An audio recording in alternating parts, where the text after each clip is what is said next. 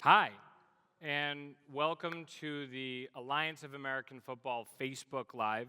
Um, I'm Charlie Ebersol, the founder and CEO of the league. Along with me is investor and five-time Pro Bowler, Four-time All-Pro. Yes. I know. There's semantics. It's just numbers. Jared Allen, and two-time Super Bowl champions, Troy Polamalu I like and how mine are Justin all Tuck. individual stats, and they have like the greatest team on it. Yeah. Obviously, that was all about myself. But in fairness, the one who's all about himself is our investor, so that gives you some sense of how people are paid. So we're here today to answer some of your questions. We already have some questions coming in, so if you do have questions, you can put them on a bunch of different social platforms, and you can hit us up at the hashtag #JoinTheAlliance. We're also on Facebook, Twitter, and Instagram. So let's start with the first question. The first question is, what is the meaning behind the alliance? Well, the alliance is predicated on the idea of an alliance of fans, players, and football. Our logo, which was designed with this in mind, has 3 stars on it. Each star represents one of the core tenets of the alliance: the fans, the players, and football. The second question is, why is now the right time for the alliance to start? Somebody other than me want to answer? Well, I think that? that's more of just of a almost a logistical question, isn't it? I think to be able to kick off, February of 2019, it needs to be go. We've been working in secret for a year, so it's nice to be able to talk about this openly without fear of backlash. But I think, to be honest, without joking, all joking aside, sorry. I think right now we've all talked about, where kind of football is. Football is obviously the top sport in the United States right now.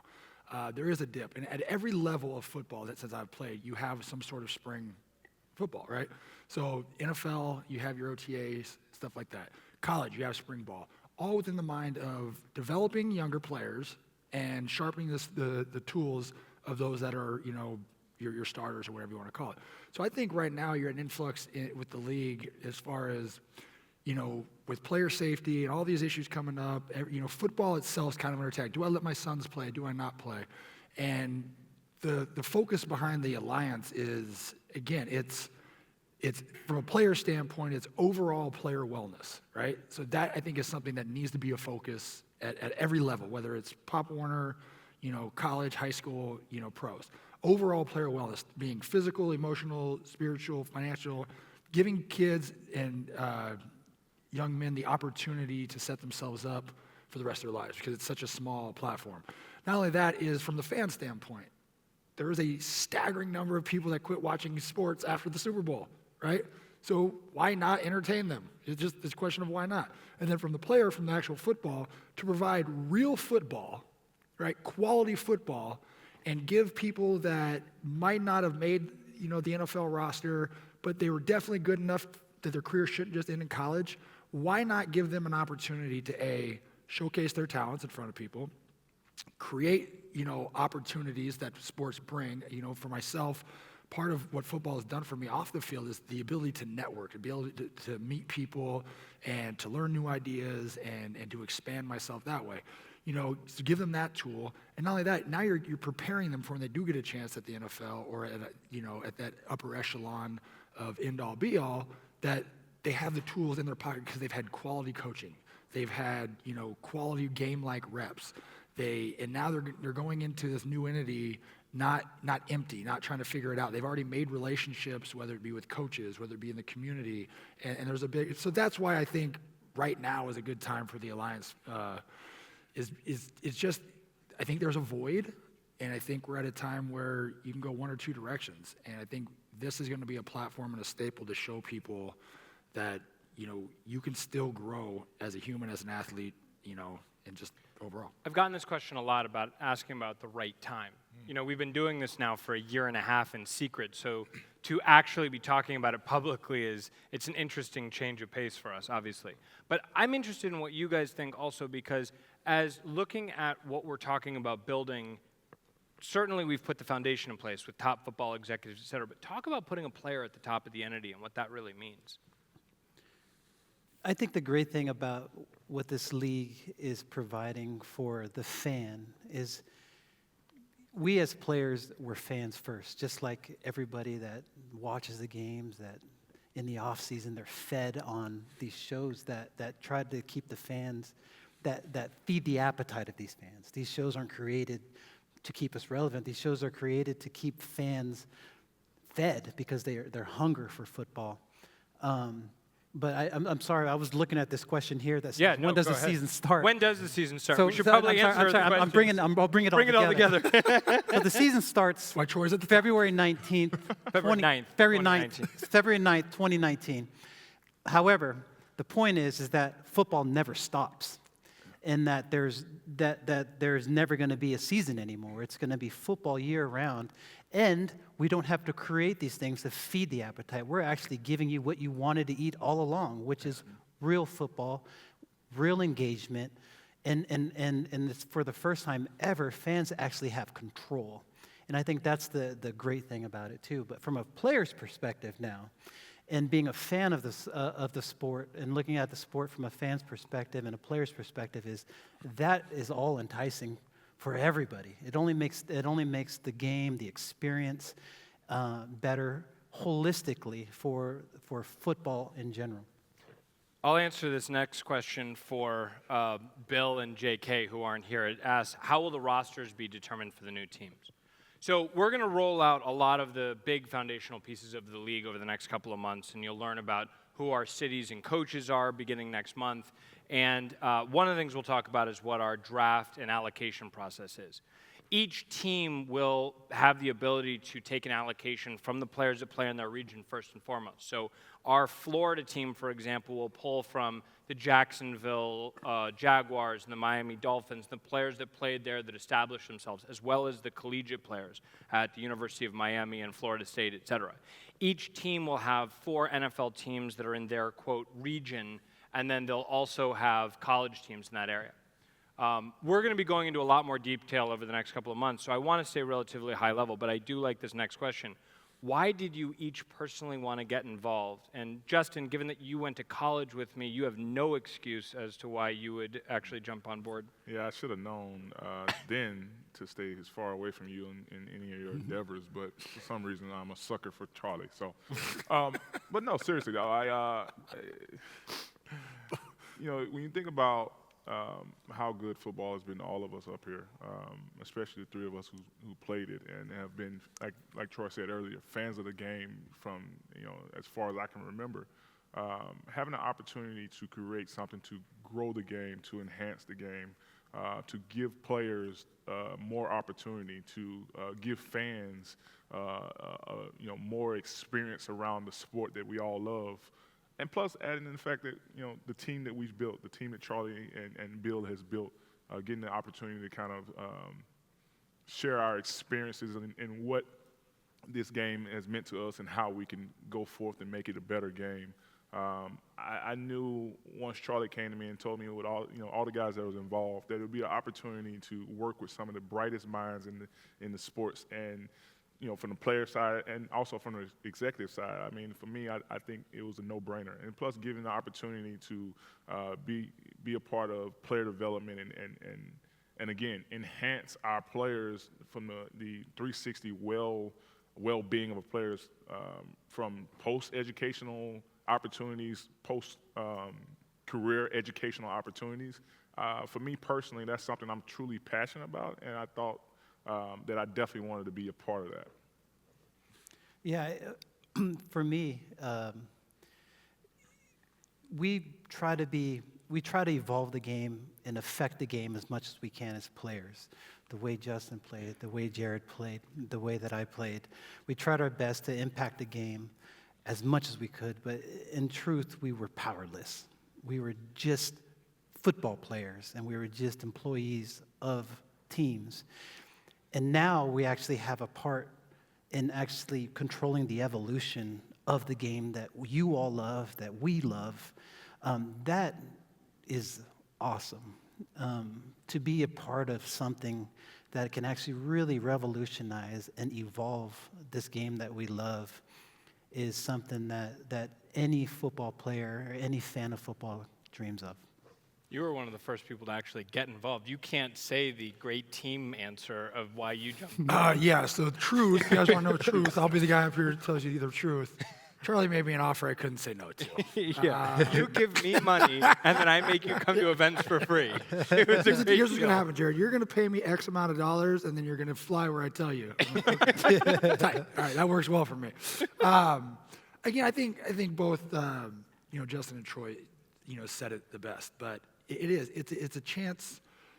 So I work with my nephew, right? And I like working with college kids and stuff and developing pass rushers and stuff like that. Like that's fun for me. I don't want to be a coach, but I like seeing the development of players. I always have. I think that's just over my own career, and I've always been fascinated to study other players' technique and how they're successful.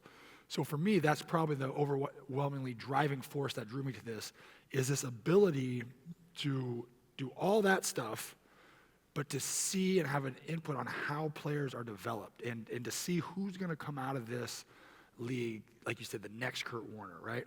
Who's going to come out of this and run a Fortune 500 company? And it's not just the development of a physical skill. Like I said earlier, it's the development of the human being. I've always said that, as a person, you're always growing, right? You always got to learn new stuff. It's always a growing process. And so just to be a part of that and to have an impact in people's lives is amazing. And again, to give back to a sport that's given so much to me, it was a no-brainer. If I can add too we grew up as fans that actually really loved and had a passion for this sport. But man, there's no greater feeling than fulfilling your dream of being a professional football player, of playing in front of these crowds and having that experience. And for our families, there's no better feeling for them to see us experience that and to be part of that experience. The great thing about this platform is you as the fan can actually experience that with us. And I think that's the great thing, is that we can share and impart our experience and our victories and our defeats and this whole emotional roller coaster that we call sports, and actually really, really involve the fans in that and let them ride that with us. Yeah, I'll just say one more last thing to the fan perspective. We don't have careers if it wasn't for our fans. 100%. We are nobodies without our fans. So it makes sense in the alliance to partner with fans. And that's a true statement. Our fans will be a partner with us as well as our players in this new league. And I think that goes in showing that, just like we all know up here, without fans, we don't have a sport. But also going forth in this league, our fans will drive the success of our league. So we're all in this together in this new platform. I think one of the things that was really important to me when we started talking about building a team was to have passionate people. And what I like about these answers is they really drive home not only what made them so successful as players, but ultimately what's going to make them phenomenal captains of industry and also our business. And that's what I think we were aiming for in putting this team together and building this alliance. To that extent, your next question is, what size venues will be using in 2019? Well, we won't be saying much about venues today, only because we want to announce it in 2 weeks. Beginning next month, we'll start announcing our stadiums. But what I think is important is less the venue size and the market size. I'm getting a lot of these questions. Think about this. Where is the fan engagement the highest? Where do you have the highest level of passion? Where do you have the place where the market is either underserved or just can't get enough? We think about it that way because in the modern era, football is local. Who the fans are and how they participate matters. These are guys who all played in markets where the teams were rabid fans and they were involved, and it made the experience better. That's what we're focusing on. I think the next question's for me. That's all you, boss. That's all you. We can take a break. You're going to be up. I see these questions. You're going to be up here. Did the announcement of the XFL have any impact on your plans? No. Next question.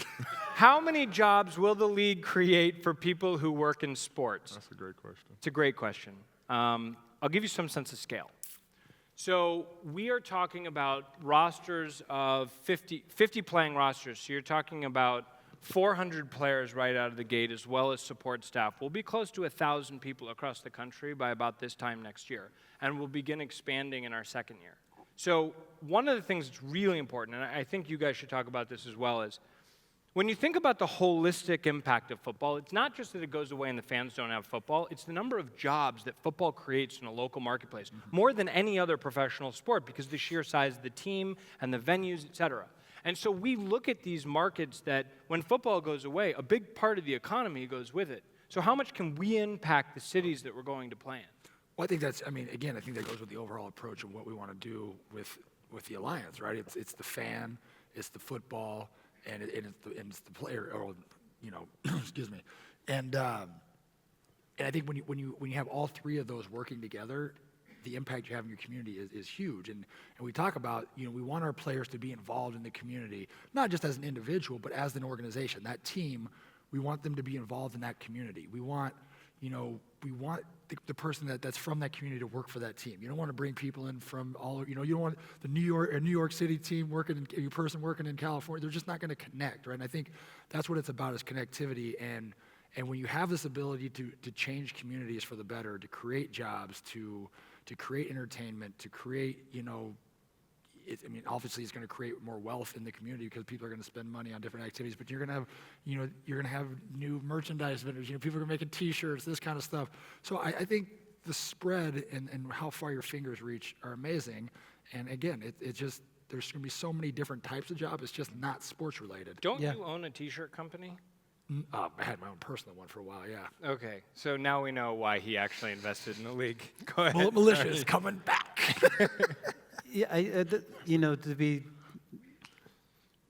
specific in answering the question of, you know, creating more jobs for people in sports, I think, first of all, there's no better person to lead this league than Charlie, without a doubt. I feel like I could go up and down every major professional in this world, and this is the right man for the job. Because one of the great things that I believe Charlie, a great characteristic of Charlie is, we're just not providing jobs for people in sports.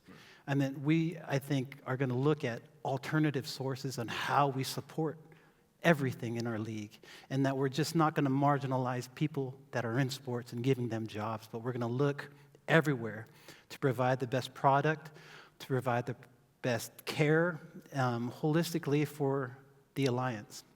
That was a much better way of saying what I was trying to say. Well done, Troy. Well, I like the part where he said something nice about me, something that you've never been able to do. The thing that I think... It's because I'm your true friend. The deepest cuts. I think one of the things that we talked about a lot when each one of you sort of came on board with what we were building was, how would you actually integrate into the community in a meaningful way? Because it's easy to talk about charitable contributions and this kind of stuff, but all three of you guys represent players who really embedded themselves in the communities in Pittsburgh, in New York, and in Oakland, in like the 17 or 18 cities that you played in over your career. Jeez. Yeah, Never cut. Wow. No, but you know, all joking aside, I think one of the things that's important, though, is going into those communities, you guys really embedded yourselves to figure out how to be embedded. And Justin, why don't you talk about what we're looking at in terms of that? Yeah, you know, personally, I think for me, it was about, one, having a passion for, you know, the people that supported you. You know, I just talked about the fan engagement, and we don't have jobs without fans. So it was very easy for me to be passionate about New York. It was very easy for me to be passionate about Oakland. It was very easy for me to be passionate about my hometown, Alabama, or Notre Dame, wherever you want to be. But you got to have passion around what you want to accomplish. For me, it was around financial literacy, education, reading. So I think for us at the Alliance, we want our players to have a passion around the communities that they're in. And then it's our jobs to go out and be committed to supporting them in that passion. There's no right, no one way of doing that. There's so many different avenues to get to that. What I love about this team is because we all think about things like that, you know, our own different way. But at the end of the day, it always comes back to one singular focus, one singular goal. And the fact that Troy might go about doing it one way, I might go about doing it one way, Charlie might go about doing it one way, Jared might go about doing it one way. We have that entire focus surrounded. And I think given the fact that we're so passionate about doing this, it's almost like we kind of carve out all opportunities and flesh them out to come up with the best way to, again, Yep. support our players, support our teams, support the community that will be, again, supporting us. I think to steal your words earlier, which I'm going to make my own in the future once everybody forgets this conversation, is there's a lot of different ways to get to 8. It's on tape. Some people say 4 plus 4. Some people say 5 plus 3.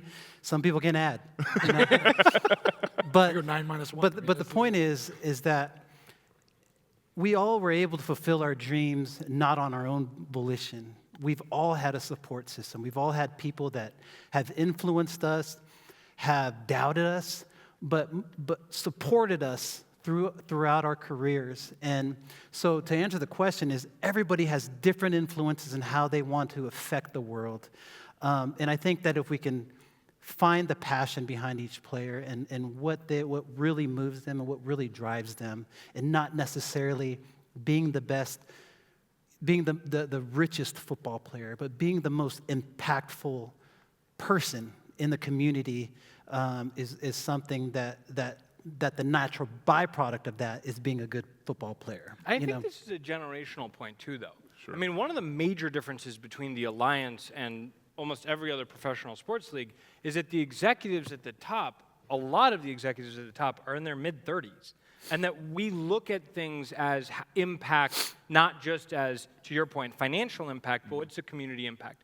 Because one of the things that I heard a lot when I was doing the research in the lead up to this league was the idea of what does community engagement actually mean?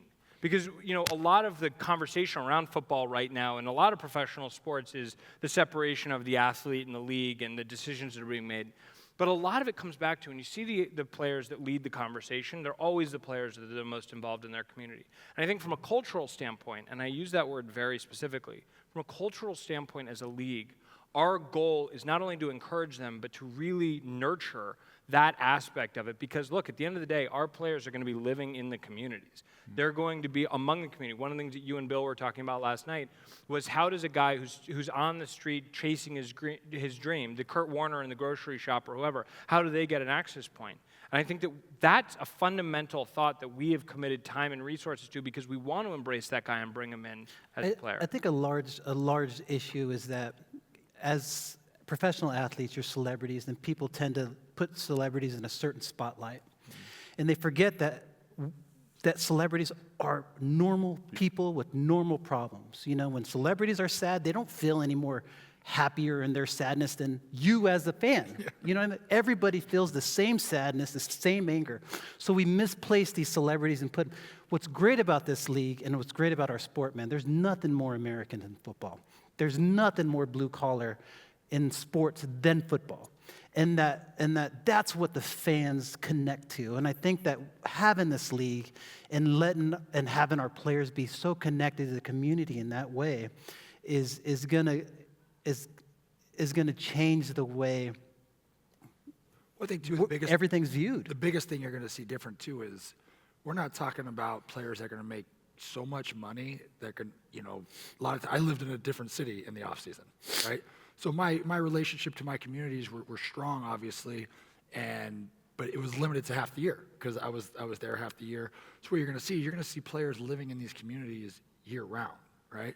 You're going to be living next to the guy who's watching you on Sunday. You know, you're going to be a part of that community, and so I think that's why it is going to be so important to have a positive impact, not just to take from the community, not just, oh, let's have fundraisers and raise funds for this, or, you know, we all did the playground build, right, where everybody shows up because it's mandatory for the playground build, but actually giving to that community, and I think, I always tell people, the biggest resource you can give somebody is your time, right? So if we can get players out to actively give their time in the community, you know, I think that's where you're going to see the difference, and that's where you're going to see, and that transitions right into the platform with the app, and being that connectivity and the alliance of, it's not, players and fans. It's we all live in the same community.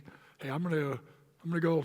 You know, hey John, I'll see you at the game today. Yeah, I'm gonna be playing. I'll be watching. Okay, you know, they're gonna be neighbors. And that, by the way, is when we talk. One of the yeah. things we're gonna be rolling out is the fan engagement bonuses. Yeah. That you're gonna see that we are highlighting this relationship in both directions for the fans and the players to be rewarded for how much engagement happens between the fans and the players. It is essential to us that we build an alliance between fans and players. I'm going to move on to the next question. I think we answered about 15 and 1 on the last one.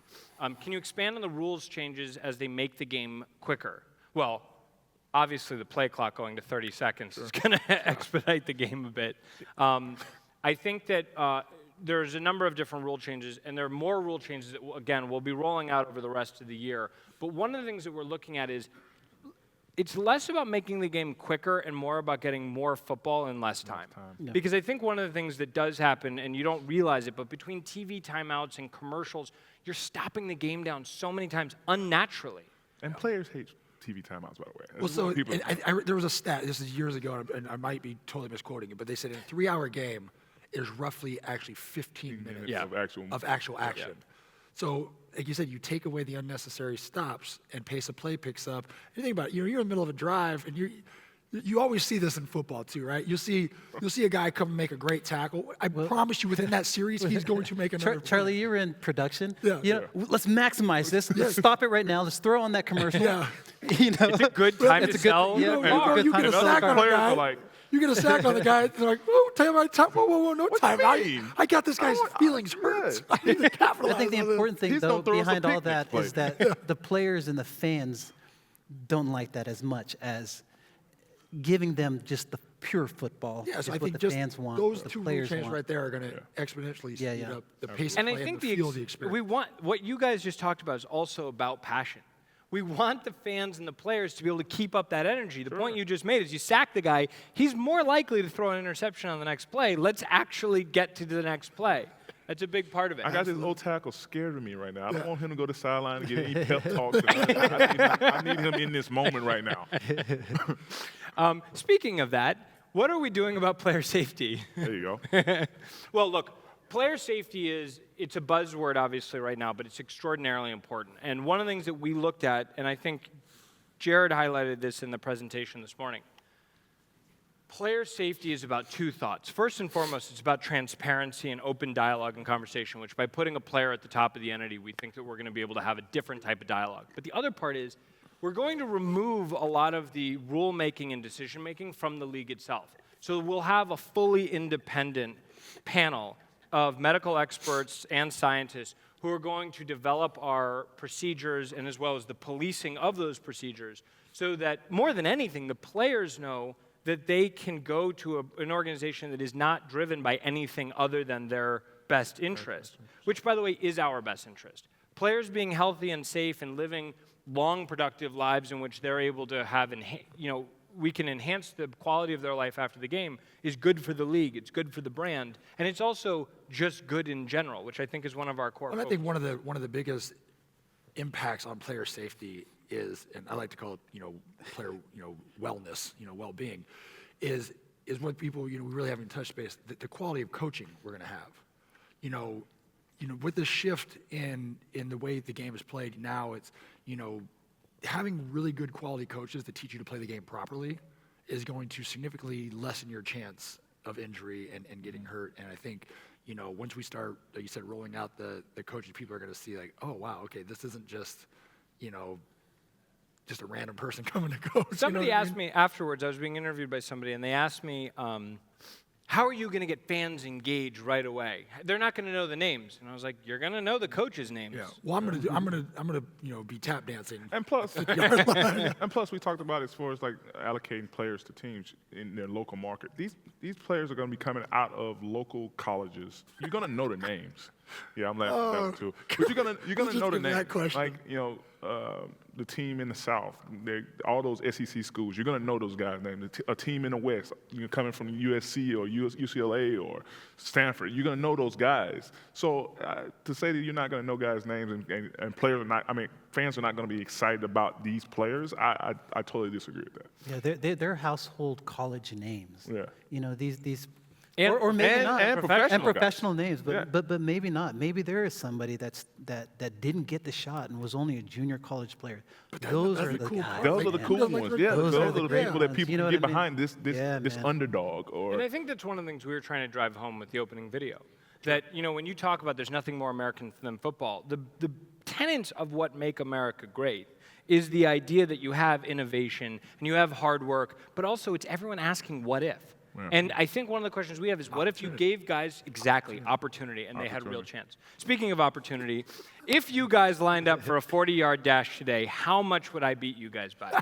I was going to say, when I saw this come online, I was like, Charlie might win this one because First of all, there's not going to happen because I Yeah. will cut his Achilles. I will not because beat Charlie he hasn't banged for He's the one that's 11 yeah, been training. I'm the only one who's been in a gym in the last 3 years. I promise you right now, I don't know who would win. I mean, Troy most likely No, would win, my but I can 9-year-old's promise you I faster than would me. tear a Yeah. hamstring. It's I Yeah, would that's Stronger the better than me. question is who will finish the 40. I did read a stat. Somebody gave me a bio of yours, and it had all these things. But one of your listed stats was that you ran the 40 and whatever. But it said in caps, wind assisted. And I was like, why would someone write that? First of all, if you want to go down this road, I went on his Wikipedia and did that. I ran like sub 4.6 40 on basically one knee because I had ACL surgery 4 months before that. So that's first. Second of all, I ran a sub second of all, 4.640 fully trained. I was stoked. second of all, 4.6 is like in the league. It's like you're like your grandma. If you don't run 4.4s now, it's like. Those guys aren't. But it doesn't they aren't matter real for us D-linemen. Real because me D-linemen, and Jared, real we're D-linemen do not run technicians. 4.40s. I'm We telling were technicians. you. Real D-linemen do not run. No, they don't. Unless your name is Freeney. So I'm going to hold on this one for a second and just go here real quick. Have you thought of any team names? Yes, but like I said, we're very interested in tuned. hearing from our fans Yeah. as well because if you follow us on any of the social platforms or you just post a hashtag join the alliance, we would certainly listen to your ideas before we ink anything in stone. Just keep, let's just keep them PG. I like the people. tux. I think this question's for you. Yeah, but Yeah, by the way, what do I'm you feeling have to slighted. say? I'm You're feeling Irish? slighted. What do you have to I say am about? Irish. Are you I am Trojan or Irish? Yes, I'm actually 14% Irish, just so we know. What do you have to say about the Trojans versus the Fighting Irish? So I have to be honest. I grew up, so I'm kind of torn though. So I grew up a huge Lou Holtz fan. All I ever wanted to do was play Joshua? for Notre Dame, right? And then I realized, like, oh, you have to go to class. That's ridiculous. Yeah. True. So then I was going to go to USC. So no, people don't know this. Jared, about me. actually, yeah, this So is black people true. don't know. I just told Troy this. So one of my college coaches, Coach Uparessa, This is going to make every Trojan fan angry. yeah, Coach but- Uparessa transferred after my sophomore year. He left as our offensive coordinator. He left and went to SC. So I talked to him. I just got like preseason All-America or something, and he called me and was like, "Hey, we have a scholarship with you for you if you want to come to SC." And I'm like, "Duh, yeah, I'm in." Like, see you, Pocatello, Idaho. So, my old man tells me, he's like, "All right, you want out? You got to go, tell your coach you want out." I was like, I'm just going to tell him I'm going back to the ranch and, just get my release. So I went in, told my coach, I said, "Listen, I want to go play for SC." He told me no. Flat out, no. And you can't, at that, I don't know how the rules are now, but I couldn't accept a scholarship if I didn't get my release. So I could have left and went to SC. I couldn't afford Wow. $18,000 a year, whatever it is, or a semester. Yeah, So I got told no, and then Oops was like, "You coming?" I was like, Coach said no. He was like, "Well, I can't just hold this scholarship. You got to you go." So I could have been a You didn't want to be a Trojan. Trojan. My little brother went to SC, You didn't want to- so our family is Notice, somewhat little- divided little between the brother. two. Little brother. They Yeah, make my- a lot of mistakes. Make a lot of mistakes. No, I just screwed up so bad at Notre Dame they weren't accepting any other Ebbers. But I mean, this is the They're true, like, no, It's our kid. We can't this have really it. is the true showing of an alliance. We can have the Irish We're and the actually like- Trojans yeah. on the same That's- without fighting. That's strong. This is Yeah. good. Yeah, and once we start rolling out our coaches, you really won't believe all the alliances that we've created. I'm sure we got 3 or 4 from Stay tuned. Stay tuned. Idaho State. Charlie, where did you get them kicks? Nice. As the only non-athlete on Fresh the out the stage, box. I felt it was very important that I maintain my. Street cred. You got street cred 'cause you got some Jordans on. I have never heard anyone say that I had street cred. That was You'll really never beautiful. hear it again either. And I was totally in jest. Totally in jest. All right, final question. But we're having so much fun. Yeah. Where do you all hope to see the alliance in 5 years? Well, Investor? we'll be Start with the about investor first. we'll be about halfway through our business plan, so we hope we're on the trajectory up. Jared really hopes we're on the trajectory. I'd say my retirement depends on it, but I'm already retired, so just don't. My kids want to go to college, Charlie. I think that what we want the Alliance, I'll speak first and you guys should each answer. I think what I would like the Alliance to be is, in the most ideal sense of the word, a beacon for what professional sports can be. That if I got asked the question earlier today, would I be upset if other leagues adopted the things we were doing? And my hope is that's exactly what we want to have happen. Absolutely. I think that if we can move the conversation forward, if we can evolve professional sports in line with what our hopes are, that would be a real success for us. Because here's the thing. Spring football forever has been thought of as a money grab. It's been thought of as somebody going in and just building a business very quickly and making money right out of the gate because people love football. But what we tried to build here was something bigger. We tried to put together a team, an alliance of people that were committed to what we could do if we actually started from scratch with a professional sports league. We brought players into the organization at the highest levels, players who represented the epitome of what we wanted professional athletes to be. We brought in the top football experts to make sure that the game itself would produce high-quality, top-flight football. And we're delivering the power to the hands of the fans. You get the app in your hands, and you're able to determine whether or not we're a success or failure. That, to me, is what I think is hopefully going to be our long-term legacy as a professional sport. But what do you guys think? Yeah, I'll just piggyback and say this, that I hope that you can see and realize by just this interaction up here that there's no egos. There's no let's do it this way, let's do it that way, let's do it my way. It's about a collective group of guys and gals coming together to create exactly what we said in our press conference. And if you saw the press conference and you see what our mission is, my hope is that in 5 years, we rip that up because we've already achieved that and we're going on to bigger and better things. That's my only hope for this alliance, because I know these guys, how their mind thinks, and I know the conversations that we had, and I know that if we're able to be successful on that, then you're talking about changing the landscape of sports. And like you said, we hope that we do something that other sports leagues and sports leagues want to adopt and bring onto their platform. Because if that happens, then we are the success that we've started out trying to be. Yeah, I kind of touched a little bit on this earlier, the holistic approach to what a professional athlete's life is like. I'll piggyback also on what Charlie and Justin said, because I believe everything they said, but I would also add that what I feel this platform has allowed us, or somebody, JK, in my position, and my hope is to really revolutionize the way employers treat employees. And we have the most perfect platform as a professional athlete because it involves everything in the life.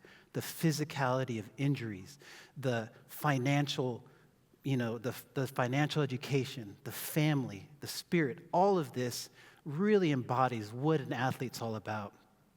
And we can use that as a caveat to really show people how we can really affect families and change through our athletes, and through our athletes to the community, and through the community to our country. This may sound like a big dream or some sort of crazy connection to actually football affecting change in the country, but I've seen it before. We do it through our charities and how we support different countries like Haiti or American Samoa or other communities around the world. And I really, really, really believe that we can revolutionize the way that employers treat employees by giving a real holistic approach on supporting our employees, supporting athletes, their families, supporting them educationally through finances, through everything, how to train your body, how to give your body perfect nutrients, all of these sort of things that just help you become a better person. That is my ultimate goal and my position within the Alliance. Yeah, I think, you guys said it all. What Charlie touched on, sustainability obviously is from a business standpoint. After 5 years, you hope that, you've exceeded all your expectations. Like Justin said, you're ripping them up and we're looking for new mountains to climb. But at that same time, I think if you're self-sustained in 5 years, then you've really everybody's really taken hold and a grasp of what it is that we're putting out here. And I think from a personal standpoint is, like Troy said, I'm looking forward to hearing what that success story is in 5 years. You know, did someone go on to become an all-pro in the league? Did somebody take advantage of the post, secondary educational scholarships and become a doctor? You know, or what's the average rate in 5 years? We should have enough data to be able to say, okay, what is the average players that comes out of the Alliance's financials after they leave? And I'm hoping that they're going to be, on the up, right? So not only that, I think, what kind of change did these people make in their community? I think those success stories are going to be the legacy, and hopefully within 5 years, that's where we're at. We're a self-sustained league, and we have enough success stories to where people are coming to us and like, hey, this is a viable place where I can start not only my career, my life. I think also, maybe to backpack also what Charlie's been saying throughout this whole process is not necessarily where we see the Alliance in 5 years, but where do you as fans see it growing? Because you guys have control over all that. We're one of you guys, and I think that's what's going to make this project so awesome is that we are going to be successful or not successful together in 5 years.